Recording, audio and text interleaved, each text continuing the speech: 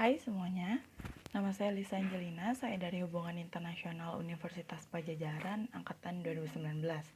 Di sini saya akan menjelaskan mengenai konflik internasional apa yang terjadi dalam film Too Big to Fail, di mana saya juga akan menjelaskan lebih lanjut mengenai organisasi internasional apa saja yang terlibat di dalamnya dan bagaimana tata kelola global berusaha digunakan sebagai salah satu cara untuk menyelesaikan konflik yang ada dalam film tersebut. Selamat menyaksikan. Too Big to Fail merupakan sebuah film biografi Amerika Serikat yang diangkat dari sebuah buku non-fiksi karya Andrew Sorkin dengan judul Too Big to Fail, The Inside Story of How Wall Street and Washington Fight for the Financial System and Themselves yang rilis pada tahun 2009. Film Too Big to Fail sendiri merupakan salah satu film yang mendapatkan banyak nominasi dan mendapatkan penghargaan dari acara penghargaan besar seperti Emmy Awards pada tahun 2011 dan Golden Globe Award pada tahun 2012.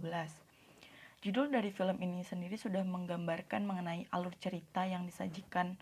Too Big to Fail merupakan sebuah teori ekonomi yang menggambarkan bahwa ada perusahaan besar, terutama lembaga keuangan, yang memiliki keterkaitan besar antar satu sama lainnya, di mana apabila terjadi kegagalan dalam sistem perusahaan ini, maka akan mengakibatkan kegagalan ekonomi secara menyeluruh dan berpotensi mengancam ekonomi secara global.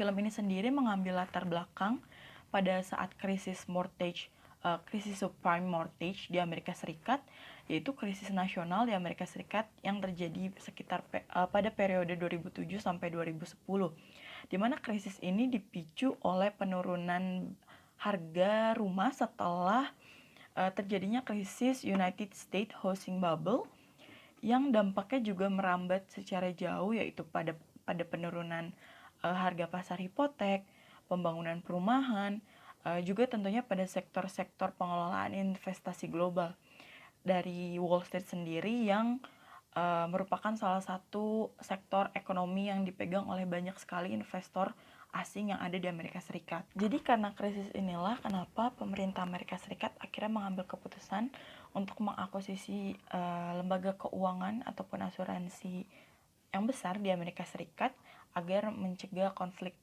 keuangan ini menjadi konflik yang berkelanjutan.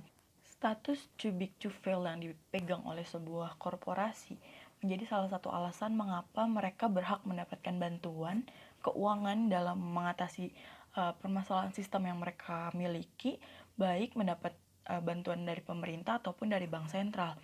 Salah satu keputusan yang akhirnya diambil oleh pemerintah Amerika Serikat pada saat itu diterapkan dalam sebuah kebijakan, yaitu kebijakan Emergency Economic Stabilization Act pada tahun 2008 dan juga kebijakan Troubled Asset Relief Program, yang mana salah satu isi kebijakan tersebut menerapkan sistem bailout. Sistem bailout atau sistem bailing from outside adalah sebuah upaya penyelesaian masalah perbankan dengan menggunakan sumber pendanaan dari luar lembaga itu sendiri, yang mana berasal dari uang negara, yang salah satunya berasal dari pajak ataupun public fund.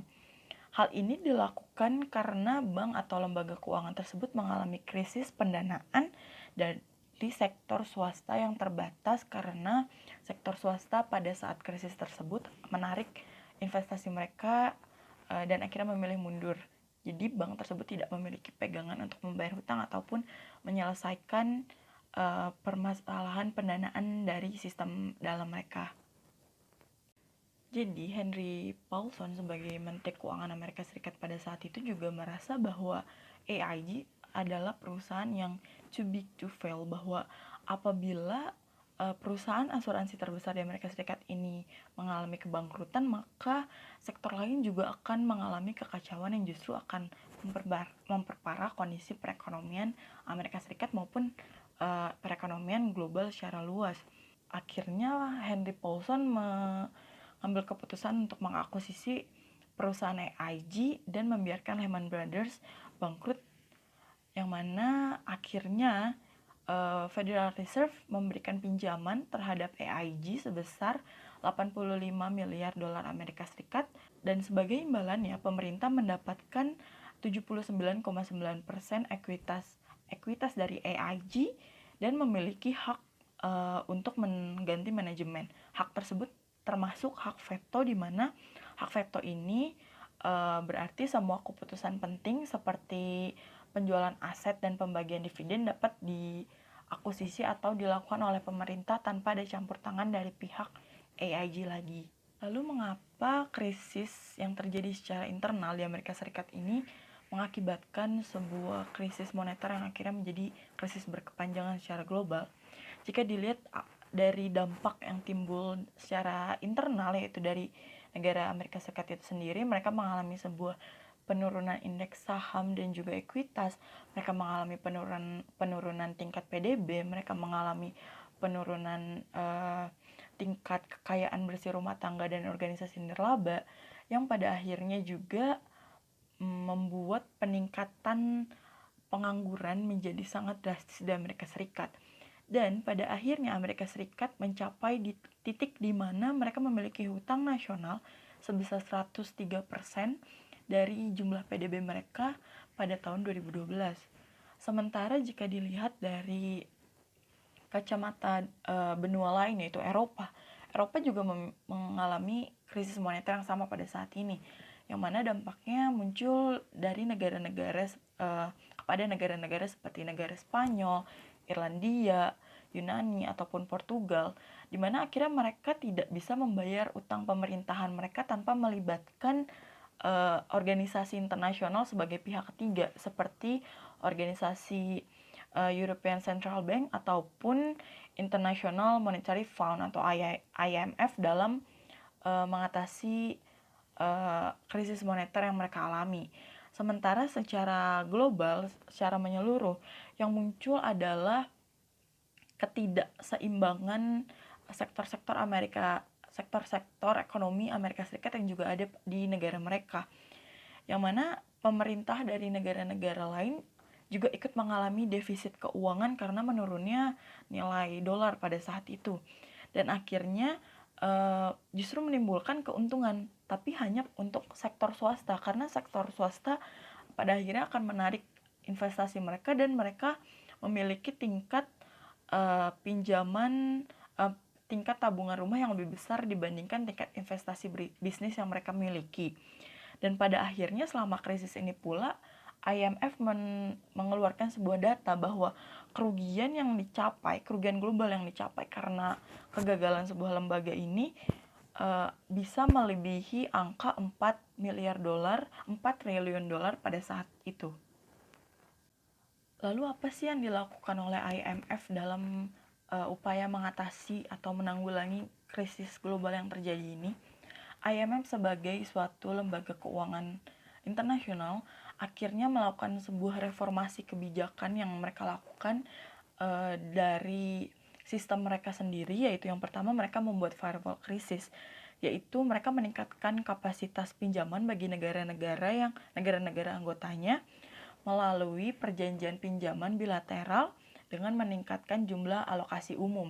Yang kedua, mereka juga meningkatkan pinjaman krisis dengan merombak kerangka pinjamannya dengan menyesuaikan kebutuhan negara yang ingin meminjam dana kepada mereka. Yang mana dalam prosesnya mereka sampai melakukan peningkatan pinjaman sampai dengan jumlah 700 miliar dolar Amerika Serikat. Dan yang ketiga, IMF juga membantu negara miskin dengan mereformasi kebijakan, membuat kebijakan peminjaman pendanaan menjadi lebih lunak dan juga lebih mudah dalam sektor pengalokasian sumber dayanya.